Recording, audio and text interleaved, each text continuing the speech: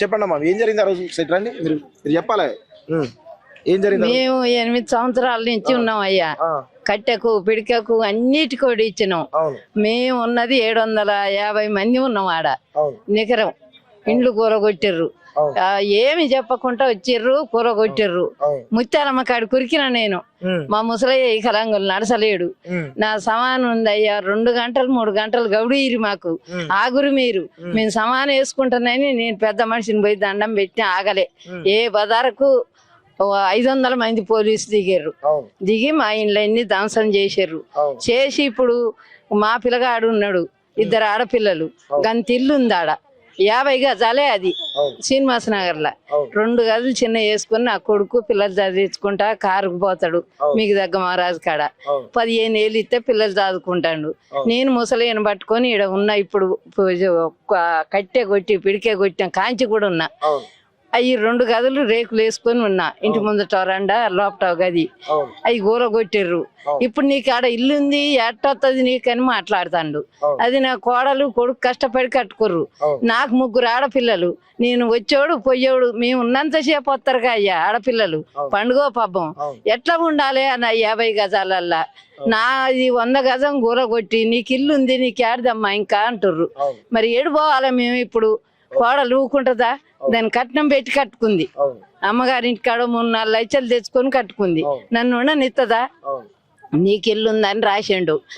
నువ్వు ఆడున్నావా అని అడుగుతుండు. కలెక్టర్ కాడికి పోయినా కలెక్టర్ కాడికి, అయ్యా నీ దండం పెడతానా పెనిమిటి కలంగులు, నేను ఆడబడి 300 కూలి చేసుకొని 100 రూపాయలు నీళ్లు కొనుక్కొని 50 రూపాయలు కరెంటు కట్టుకొని, మా కరెంటు ఎన్ని మాట తెచ్చినా కోసుకపోయిరయ్యా. కోసుకుంటే మళ్ళా మనిషికి 500 300 వేసి మళ్ళా తెచ్చుకుంటే మళ్ళా కోసుకుపోయిర్రు. మళ్ళా ఒక 1000 రూపాయలు వేసి సోలార్ తెచ్చుకున్నాం. నీళ్ళకి ఇబ్బంది అయితే 6 నెలలు కొనుక్కున్నాం నీళ్లు. ఇట్ట కొనుక్కుంటే ఎట్లా? మనకు ఒకనాడు దొరుకుతుంది కూలి, ఒకనాడు దొరుకుతలేదు అని మేము అట్టాడు కష్టాలు పడి సోలార్ తెచ్చుకుంటే మా అన్ని ధ్వంసం చేసారు. ఇప్పుడు మీకు 65 నెలలకే ఇస్తా నీకు అందరికి ఇయ్యనని ఆడ గుట్ట మీద లేని కొత్త వాళ్ళకి ఇచ్చిండు. మా వాళ్ళకు బజారుకు ఒక 3కి 4కి ఇచ్చిండు. కూలగొట్టిన వాళ్ళకు 100 మందికి కూడా ఇయ్యలేదు. అంతా 200 మందికి వాళ్ళకే ఇచ్చిండు. మరి మేము ఎక్కడ పోవాలి ఇప్పుడు? మాకే సాయం చేస్తారో చేయరి, మా న్యాయం చేయరి. అంతా కొత్త వాళ్ళకు డబ్బులు కట్టిర్రు. 2 లక్షలు కట్టినా, 3 లక్షలు కట్టినా, నేను సాకల కిట్నం కట్టినా, ముత్తయ్య గారికి కట్టినా, మేము 10 లక్షలు కట్టినాం. 7 లక్షలు కట్టినా అని ఒక ఆమె చెప్పింది. 7 లక్షలు కట్టినా పట్టా భూమి కొనుక్కోదా? ఇళ్ళకెందుకు వస్తుంది? అట్టాటోళ్ళకి ఇచ్చిండు. మాకు మేము ఏడ్చుకుంటా మొత్తుకుంటా ఉండి 3 రోజులు సమానం ఆడేసుకుంటే అదే ముసలి గడగడ ఉనుకుతంటే పోలీసు అమ్మ అవి ఊకబెట్టి మంచిళ్ళు దాపింది. వాళ్ళకి ఇచ్చిన మంచిళ్ళు మాకు మంగళవారం గోలిగా 24వ తారీఖు పోయిన నెలలో గొలగొట్టిండు. బయట వేసిండు. నా కొడుకుని ఇక్కడ ఈనాడు ఆఫీస్ కాడ ఆపిండు. ఫోన్ చేస్తే ఆట వేసుకొని నా కోడలు కొడుకు 6ంటికి వస్తే 11ంటికి పంపిండు. నా కొడుకును గల్లా బట్టి గుంజిండు పోలీసు ఆయన. ఆడికిరా నువ్వు పోయేదని కాపులా రాకుండా. మా అయ్య పెద్ద మనిషి, మా అమ్మ ముసలిది, సమానం చదువుకోలేదు, నేను పోతానంటే ఆటల నుంచి గల్లబట్టి గుంజి కూకబెట్టిండు. ఫారెస్టుల నుంచి చెట్ల నుంచి పడి నా కోడలు కంపాక అట్టే అనుకుంటా ముసలు దత్తరో ఏమో గుండెపల్లి కానీ చెట్లకి వెయ్యి వచ్చారు నా కొడుకు నా కోడలు. వచ్చి ఒక పక్క బీకిండు, ఒక పక్క బీకలే. అయ్యా రేకులు కూరగొట్టిండు. స్తంభాలు బండలు కొన్ని సమాను నా ఈ మెడలు అరిగినాయి. తలకాయ ఇసుడు వచ్చిందని మందులు తెచ్చుకున్నా. 4000 రూపాయల మందులు, కాగితాలు 1000 రూపాయలు కూడా అల్లనే వేసిన. ఆ రేకుల కింద దంశమైనవి దొరాడితే దొరకలే. ఎట్ట లేపనో బండలు అయ్యి ఇయ్యి అట్ట పోగొట్టుకొని మేము ఏం చేయం? అయ్యో ఇవాళ ఏడుతున్నాం. కంటికి పుట్టాడు. ఎన్ని కష్టాలు పడ్డాం మేము. నీరు కొనుక్కొని, కరెంటు కొనుక్కొని, 9 ఏళ్ల నుంచి 3 గళ్ళ ముద్ద నా పెనిటి పెట్టుకొని మేము అందరం ఏ ఊరికొక్కలం వచ్చినా అకేంతంగా ఉన్నావు. ఈ ఊరు కాదు మీద ఆ ఊరు వెళ్ళిపో అంటే ఎట్ట పోతారు? ఊళ్ళో పల్లెటూళ్ళల్లో బతుకుదానికి బతుకు తెరువు లేకనే బస్సుకు వచ్చినాం. ఏ మహారాజు ఇల్లుకి చల్లినా 4000 వస్తాయని వచ్చినాం. వెళ్ళిపో అంటే ఎట్ట పోతారు వాళ్ళు? మమ్మల్ని ఇట్లా అన్యాయం చేసి మాకు కలెక్టర్ కాడికి పోయినా, ఎంఆర్ఓ కాడికి పోయినా, ఆర్డీ ఆఫీస్ కాడికి పోయినాం. ఎవ్వరు లెక్క చేస్తలే మమ్మల్ని. నీకు మాకు అసలు లేదు చోటు నీకు అంటుండు. నీకు ఇల్లు ఉంది 2 గదులు అంటుండు. 2 గదులు లెక్క. మరి వాళ్ళకి అన్ని డాబాలు ఉన్నాయిగా. మా 100 గజం ఏం అవసరం వచ్చింది వాళ్ళకు? మేము అడుగుతున్నాం. ఇప్పుడు ఏం డిమాండ్ చేస్తున్నారు ప్రభుత్వాన్ని? ఏం లేదు, మా 100 గజాలు మాకు ఇయ్యాలి, మాది మాకు కావాలి, మాకు కావాలి. ఇప్పుడు నెల 15 రోజులు మాకు తిండి లేక తిప్పలు లేక అందులో ఉన్న రోజులు మహారాజులు అంత వండుకొచ్చేసారు. ఇవాళ ఎంత ఖర్చు 6-7 వేలు ఖర్చు అయినాయి. ఇటు తిరిగా కలెక్టర్కి ఇవ్వాలి, ఎంఆర్ఓకి ఇవ్వాలి, ఆర్డీఏకి ఇవ్వాలంటే కాగితాలు ఫోటోలు దిగి మాకు పని లేదు. మేము ఏం తిని బతకాలి? బజార్లు వేసినావు మమ్మల్ని, ఇట్లా ఏంది పచ్చలు చేయటం?